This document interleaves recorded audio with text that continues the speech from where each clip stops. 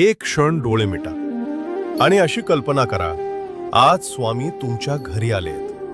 दार उघडताच समोर स्वामी उभे आहेत. शांत चेहरा, डोळ्यांत माया. ते आत येतात. कसलाही प्रश्न न विचारता तुमच्या बाजूला बसतात आणि हळूच म्हणतात, तू खूप काही सहन केलेस आणि तरीही तू उभा आहेस. हेच तुझं खरं सामर्थ्य आहे.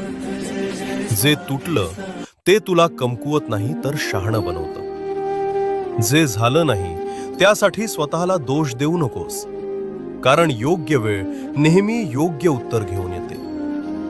स्वामी तुमच्याकडे शांत नजरेनं पाहतात आणि पुढे म्हणतात, आयुष्य तुला तोडायला आलं नाही, ते तुला घडवायला आलंय. त्या एका क्षणात मन हलकं होतं, श्वास शांत होतो आणि आत कुठेतरी नवी उमेद जागी होते.